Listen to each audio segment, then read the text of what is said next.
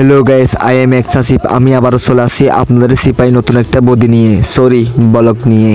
বর্তমান সময়ে মানুষ অটল পরিশ্রম করেও সফলতা পাচ্ছে না, কারণ দেশে জিনিস তৈরি হওয়ার পরেও দেশের বাহির থেকে জিনিস আনার কারণে মানুষ দেশের জিনিস খাচ্ছে না। দেশে বাঙালি ছেলে হইও তারা কাঙালি ধরে বিয়ে করে, কারণ বাঙালি ৯৯% মেয়ে টিকটক নামে ভাইরাস আক্রান্ত।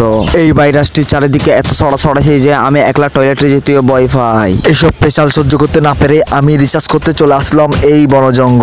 এই জঙ্গলে আছে ভিন্ন ভিন্ন রকমের বাঁশ। এই বাঁশ দিয়ে তাদের থেকে দূরাতে হবে ওই টিকটক নামের ভাইরাস। এই জঙ্গলটি হচ্ছে বাংলাদেশের পাশের দেশ চট্টগ্রামের মধ্যেই অবস্থিত। এই জঙ্গলটা অ্যামাজন জঙ্গল থেকে 3 গুণ বড়। এই জঙ্গলে আসার কারণ হচ্ছে এই জঙ্গলে পাওয়া যায় বড় বড় বাঁশ। এই বাঁশগুলাই দিয়ে করতে হবে ওই কোলাঙ্গারদের সর্বনাশ। পিপিলিকার পাকা গজে মরিবার তোরে কিছু হুজুর নামের কোলাঙ্গাররা দেখি টিকটকেতে এসে ইউটিউবারদের নাম নিয়ে চলে।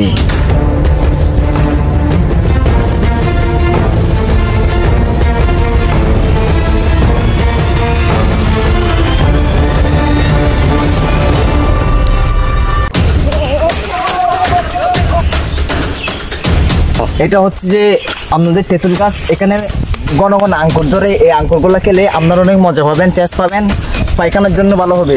এই আঙ্কুরগুলা বর্তমানে চট্টগ্রাম নামের মহাদেশ ফাইন্যতরা জঙ্গলে অবস্থিত।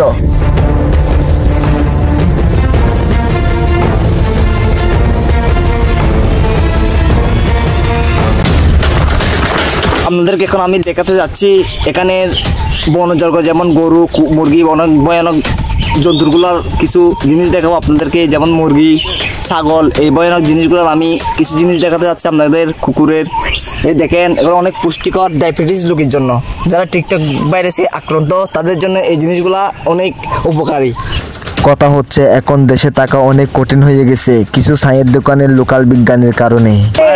আমাদের কাছে পানি মিলে গেছে, এখন আমাদের আর নিজের মুদ্রা পান করে খেতে হবে না। আমরা অবশেষে পানি পেয়েছি, হয়তো বা পানিগুলোতে বিভিন্ন বড় জঙ্গলের প্রাণীগুলা প্রস্রাব করেছে, তাতেও আমরা পানিগুলা খেতে পারবো। যান বাঁচন আগেই ফরজ, মান সম্মান থেকে জানটাই ফরজ। যদি জান থাকে তো মান সম্মান থাকবেই। আসেন আপনারা আইসল্যান্ড মহাসাগরটা আপনাদেরকে দেখায়।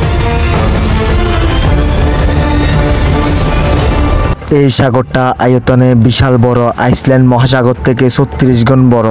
এই সাগরের গভীরতা হচ্ছে 2 ইঞ্চি, পাশে হচ্ছে যে 5 ফিট। এই সাগরটাই পাড়ি দেওয়া হচ্ছে আমাদের প্রধান কাজ। বেঁচে থাকার লড়াইয়ে এই সাগরটাই আমরা পাড়ি দিতে হবে।